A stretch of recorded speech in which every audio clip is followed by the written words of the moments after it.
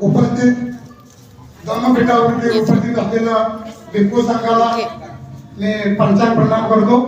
सर्वांची नावं घेत नाही आणि जे उपस्थित सर्व आजच्या या कार्यक्रमाचे आयोजक आणि अध्यक्ष माझे मित्र गेल्या 10-15 वर्षापासूनचे प्रबुद्ध साठे।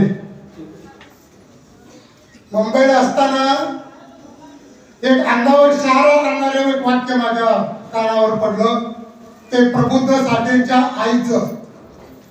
प्रबुद्ध साठेंची आई म्हणाली, मी मागीन म्हणून जन्माला आले असेल तर मागीन म्हणून मरणार नाही आणि आज मी बौद्ध धर्माची दीक्षा घेणार आहे।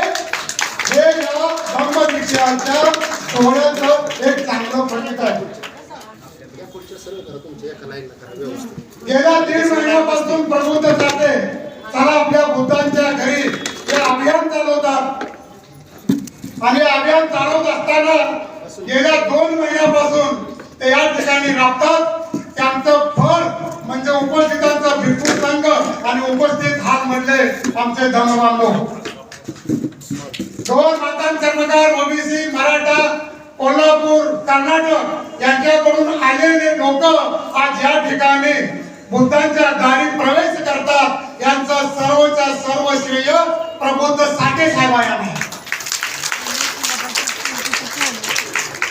1855 साली मुक्ता साळवेने महात्मा फुलेंच्या शाळेमध्ये निबंध लिहिताना या सनातन्यांना विचारलं होतं की आमच्या महारामांगाचा बौद्ध धर्म कोणता। तर 14 ऑक्टोबर 1956 ला डॉक्टर बाबासाहेब आंबेडकरांनी सांगून दिलं, मुक्ताजी साळवे आमचा महारामांगाचा नाही, तमाम बहुजनांचा 85% लोकांचा धर्म म्हणजे विज्ञानवादी बौद्ध धर्म आहे।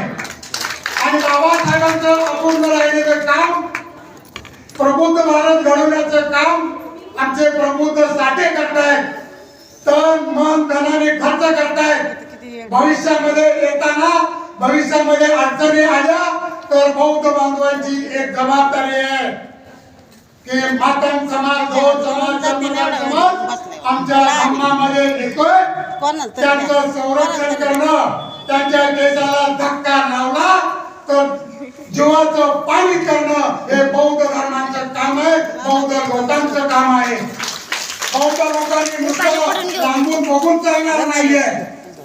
मातंग समाज आपल्या वाटेवर येतात, चर्मकार बांधव आपल्या वाटेवर येतात, मराठा बांधव आपल्या वाटेवर येतात। मी आमच्या बौद्ध बांधवांना विनंती करतो की लांबून बघू नका, जवळून या। आर्थिक परिस्थिती नसेल तर हालमोठ्या खुर्च्या लावा, परिस्थिती असेल तर 10-5 हजाराची पावती फाडा, काहीच नसेल तर मोठं मन करून प्रबुद्ध साठेचं अभिनंदन करा। जसं एवढ्यामध्ये डॉक्टर बाबासाहेब आंबेडकरांनी मी हिंदू धर्मात जन्मलो असतो तर हिंदू धर्मात मरणार नाही अशी घोषणा केली होती।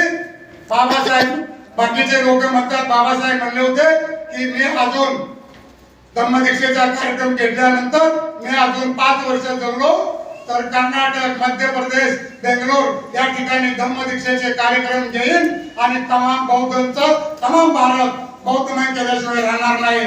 दुर्दैवानं थोडं बहुत स्वप्न बाबासाहेबांचं अपूर्ण राहिलंय आणि बाबासाहेबांचं अपूर्ण राहिलेलं स्वप्न आमचे प्रबुद्ध साठे पूर्ण करण्यासाठी मैदानात आहे। तुमचं आमचं सर्वांचं काम आहे प्रबुद्ध साठेला तन मन धनाने त्याला आर्थिक सहकार्य करायचंय, मनापासून सहकार्य करायचंय। मला सकाळी नाश्ता करताना प्रबुद्ध साठे साहेब म्हणले, चंद्रसेन या ठिकाणी बाबासाहेब आंबेडकर येऊन गेले, काही सनातनी मंडळींनी त्यांना सांगितलंय आमचे चोकोबा महाराज तुम्ही 4 बुक शिकलात का म्हणून स्वतःला काय समजता। अशा पद्धतीचं पंढरपूर नगरीमध्ये डॉक्टर बाबासाहेब आंबेडकरांना अपमानित केलं होतं आणि या पंढरपूर नगरीमध्ये धम्मदीक्षेचा सोहळा घेऊन त्या अपमानाचा बदला प्रबुद्ध साठे करतायत। मित्रांनो, बरेच वक्ते आहेत, मी जास्त बोलणार नाही। आयोजकांना धन्यवाद देतो, प्रबुद्ध साठे यांचं हार्दिक अभिनंदन करतो। प्रबुद्ध साठे यांच्या आईचं, तमाम त्यांच्या बहिणींचं या ठिकाणी हाजी कार्तिक या ठिकाणी अभिनंदन करतो। मी स्वतः आमची खानापाणी पनवेल जिल्हा रायगड तुमच्या सोबत आहोत। चला बुद्धाच्या दारी या अभियानाला आम्ही तुमच्या सोबत राहू, तन मन धनाने उभं राहू। मी जाता जाता एवढं सांगतो की 2 घोषणा देतो, त्या तुम्ही घोषणा द्यायच्या आहेत। डॉक्टर बाबासाहेब आंबेडकरांचा डॉक्टर बाबासाहेब आंबेडकरांचा प्रबुद्ध साठे आगे बढ़ो, हम तुम्हारे साथ हैं। प्रबुद्ध साठे आगे बढ़ो, हम तुम्हारे साथ हैं। जय भीम, जय संविधान। मला बोलण्याची संधी दिली, प्रास्ताविक करण्याची म्हणजे फार मोठी मला साठे साहेबांनी संधी दिली। तुम्हा सर्वांच्या वतीनं आयोजकांच्या वतीनं साठे साहेबांचं मी भयंकर धन्यवाद मानतो त्यांना। जय भीम, जय संविधान।